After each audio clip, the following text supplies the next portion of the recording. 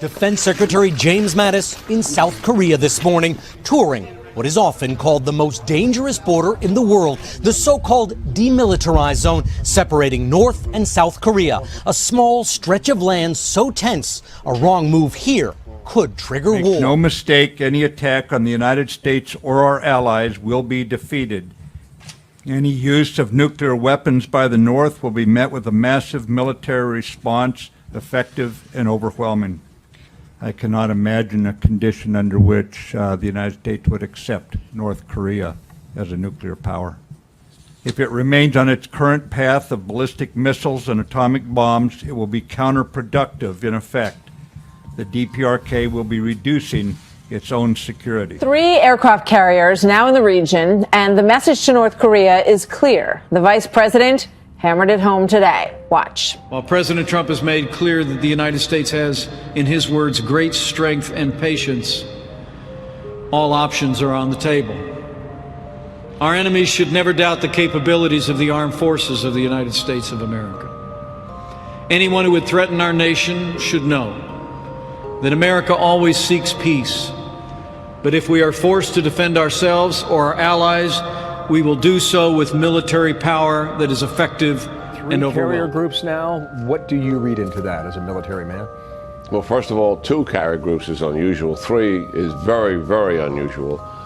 And it certainly is, even with a presidential visit, we don't normally do something like that. First time in years, 3 U.S. aircraft carriers are heading to the Pacific, along with their supporting warships. Also, more aircraft to the region, like these F-35s.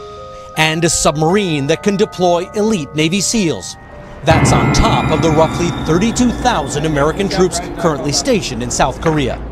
The Navy says the carrier group's deployments were pre-planned, but the buildup, a top U.S. official told NBC News, sends a clear message. President Trump is arriving with an armada, a signal that confronting Kim Jong-un is now at the top of the administration's foreign agenda. The U.S. agrees that the allies should consider redeploying tactical nuclear weapons to the Korean Peninsula. That's what the chairman of the U.S. House Armed Services Committee said on Thursday at a meeting in Washington with members of South Korea's main opposition Liberty Korea Party. According to the party spokesperson, Representative Meg Thornberry said the redeployment of tactical nuclear weapons is possible if South Koreans want it, and he'll make sure this is discussed within the Trump administration. But Kim Jong-un is just one of several strong men taking aim at the U.S. On the show last night, General Jack Keane made clear that China wants to be the superpower of the world. President Xi had just finished up the 19th Communist Party Congress, where he sort of went through a coronation. And he's been given more power than any leader, with the exception of Mao Zedong. And his ambitions are strategically critical. He believes, and this is stated, that eventually China will replace the United States as a preeminent global power.